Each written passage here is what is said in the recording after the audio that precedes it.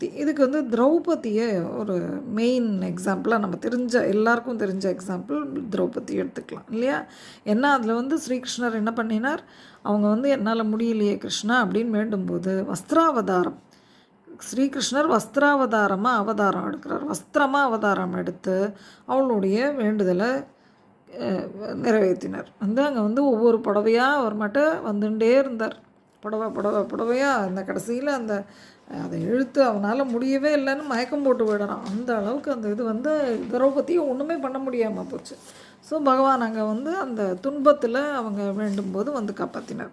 3வது விதமான பக்தி செய்பவர்கள் யார் அப்படின்னா, கடவுளுங்கிற பெரிய உண்மை என்ன அப்படின்னு அந்த தத்துவத்தை உணர்றதுக்காக ஆசையோடு பக்தி செய்கிறவங்க.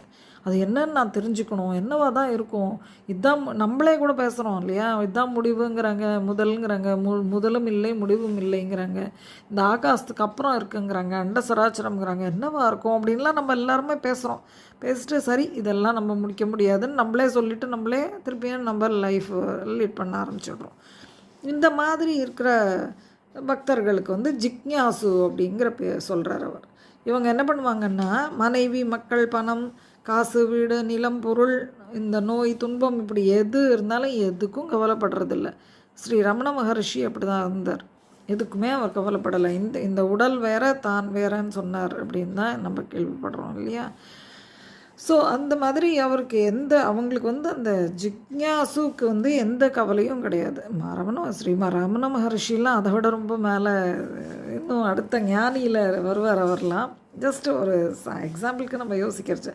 எக்ஸாக்டாக இதை வந்து பரீட்சித் மகாராஜா, உத்தவர், இவாளெல்லாம் வந்து ஜிக்ஞாசு கூட்டத்தில் சேர்ந்தவர்கள் அப்படின்னு சொல்லலாம். ஏன்னா இந்த உத்தவர் வந்து நம்மளுக்கு தெரியும், அவர் வந்து இந்த கீதை என்ன சொல்லியிருப்பார் ஸ்ரீகிருஷ்ணன் அதே தாட்டாக இருந்தார்.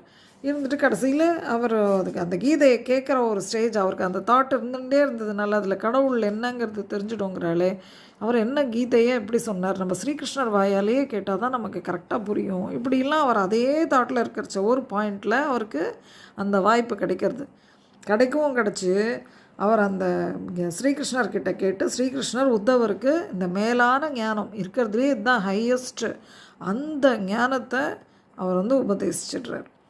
இந்த இடத்துல மேலான ஞானம்னு ஏன் சொல்கிறோம், ஏன் விஞ்ஞானம்னு சொல்லலைன்னா, ஞானம் அவர் கொடுத்தது ஞானம், அதுக்கப்புறம் இவர் அதை டெவலப் பண்ணி அதை புரிஞ்சுட்டு ஆக்சுவலாக அதை அந்த அனுபவத்தை உணர்றது தான் வந்து விஞ்ஞானம் இல்லையா? ஸோ இதுதான் இந்த உத்தவ கீதை எங்கே இருக்குன்னா, ஸ்ரீமத் பாகவதத்தில் ஃபஸ்ட்டு 30 வேர்சஸ் 11th